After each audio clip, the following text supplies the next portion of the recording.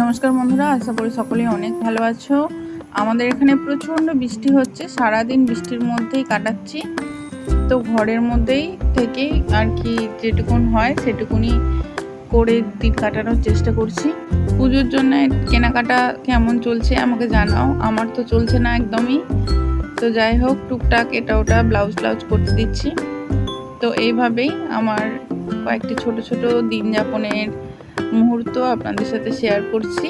আর যারা ছোট তাদেরকে তুমি বলছি। তো যাই হোক, তোমরা দেখতে থাকো।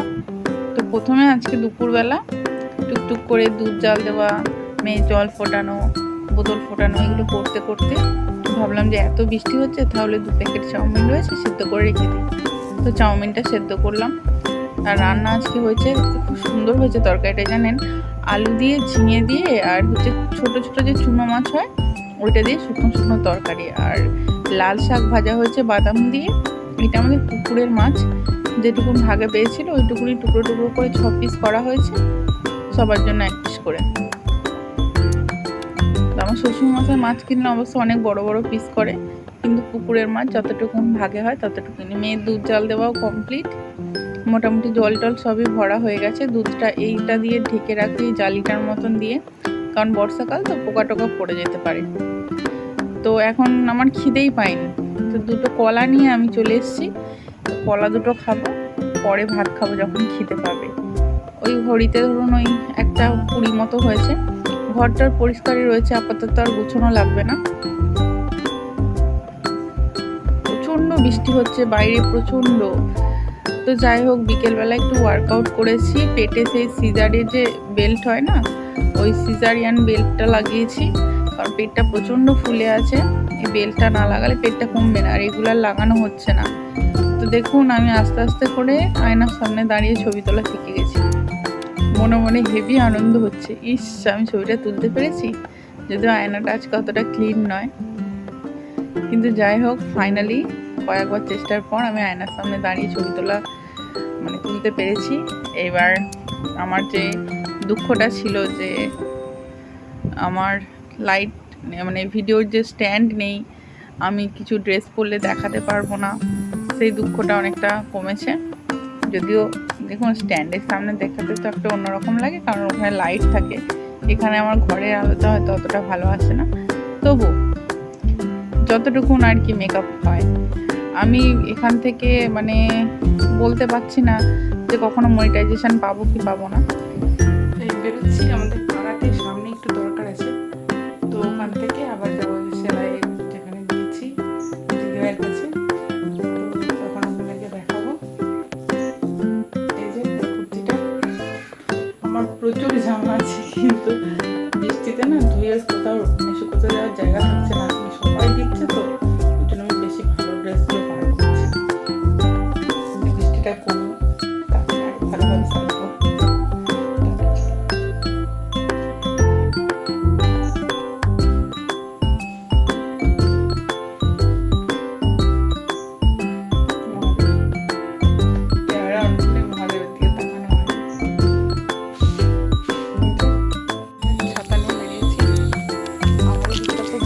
গ্রাম, তোর জন্য ওনাটা নিয়ে নিলাম।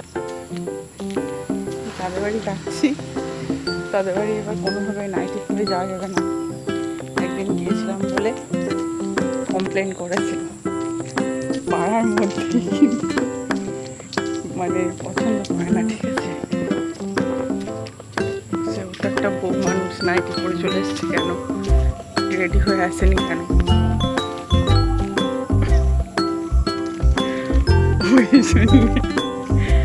এটা চুড়িদার পরে, চুড়িদার কুর্তি, প্যান্টগুলো আলাদা সবই কেনা, ওনাটাও আলাদা চুড়িদারে। ওটা এখন আর গায়ে হচ্ছে না। মাথায় সিঁদুর দিয়ে চুলটা বেঁধে, চুলটা ভালো নেই, ছোট ছোট করে কেটে এরকম হয়ে গেছে, বেঁধে তারপরে যাচ্ছি।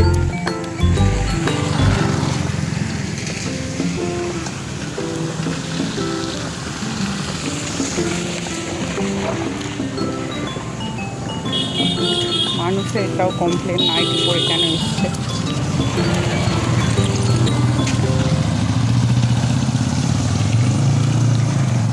আমার যে পাড়াতে বিয়ে হয়েছে এই পাড়ায় কিছু মহিলা মানে মেয়ে পাড়া মেয়ে বউগুলো না, ওদের স্টেটাস হচ্ছে ওরা নাইটি পড়ে না প্রথম দিকে। তো প্রচুর এই ধরনের স্টেটাস দিত। আমি তারপরে যখন আমার ওজন বেশ হাই প্রেশার শুরু হয়ে গেলো তখন ফিতে বাঁধা নাইটি করে নিয়েছি কটা, ফিতে বাঁধা নাইটি পরতাম। তারপরে এখন দেখছি ওরা আবার নাইটি কিনেছে, আমি কিছু বলি না, হাসি খালি।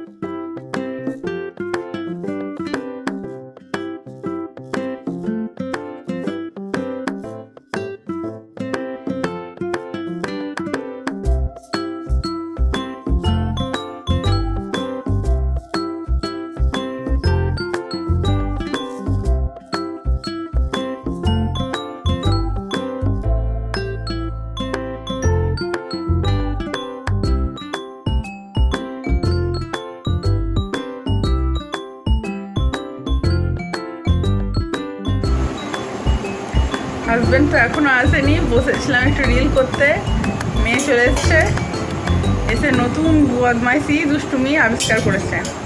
সেটা হচ্ছে ওর এই যে এখানে কাঁচা ওর কাপড় চোপড়গুলো থাকে, ওর ছোটো ছোটো জামা প্যান্টগুলো, তো এগুলো যে নিয়ে গিয়ে যে মানে যেটা হচ্ছে যে বালতিটা আমরা যে কাঁচার ডোবাই নোংরা বালতিটা, ওই বালতিটার মধ্যে নিয়ে নিয়ে গিয়ে ফেলছে একটা একটা করে, 3-4টে ফেলে দিয়েছে অলরেডি। এটাও নতুন আবিষ্কার করেছে যে কাঁচাগুলো পরিষ্কারগুলো ওর মধ্যে নোংরা বালতির মধ্যে ফেললে তাহলে মাটি সাফ হবে। প্রত্যেক দিন কিছু না কিছু নতুন নতুন আবিষ্কার করছে। রেখে রেখে দিয়ে আমি কোথায় কী করে যাব। 2-4 দিন ওয়ার্কআউট করছিলাম, তো মুখের দাগগুলো অনেক কমে গেছিলো, ঠিক আছে, মুখের দাগগুলো কমে গেছিলো, এতে গলার এই দাগগুলো অনেক কম ছিল, ঠিক আছে, অনেক মানে চেহারাটা একটুখানি কমেছিলো, গালগুলো বেশি ছিল। দিয়ে এই আনন্দে আমার বড় কদিন চিয়া সিডটা ভেজাইনি, আমারও কদিন ওয়ার্কআউট করা হয়নি, গা ঢিলেমি দেওয়া হয়েছে। আজকে করেছি, কালকে করেছি, কারণ এই মাসে পিরিয়ডটা লেট হয়ে যাচ্ছে দেখছি, বিশ্বাস করুন দেখছি তো চর্বি বেড়ে গেছে, যেটা বলার মতো নয়। মাত্র মানে 3-15 গ্যাপে 15-20 দিনের গ্যাপে এরকম হয়ে গেছে। বেসিক্যালি ওজন কমানোটা খুব মুশকিল, বাচ্চাদের একবার বেড়ে যায়। বাচ্চা হওয়ার পর তো বেশি স্ট্রাগল, তাই না? আপনাদের কাছে কি কোনো শর্টকাট উপায় থাকলে বলবেন তো, যে কি খেলে মানে তাড়াতাড়ি ওজন কমানো যাবে? উচ্ছে সেদ্ধ বা এই টাইপের যদি কিছু প্ল্যান থাকে আমি করার চেষ্টা করছি। কদিন ফাঁকি পড়ে গেছে, বাট আমি বুঝলাম যে ফাঁকিটা একদমই দেওয়া যাবে না। ভীষণ আজকে মনটা খারাপ হয়ে গেছে। ওয়ার্কআউটটা করে তারপরে একটু গাটা ধুয়ে তারপরে বেরিয়েছিলাম। এই যে কুর্তিটা আমি অনেক ভালো ভালো ড্রেস বানিয়েছি, কি খারাপ লাগবে পরলে, কি খারাপ লাগবে, মনটা খারাপ হয়ে গেছে। বন্ধুরা, যারা আমার ব্লগ ভিডিও দেখছো, শর্টস ভিডিও দেখছো, তাদেরকে অনেক ধন্যবাদ।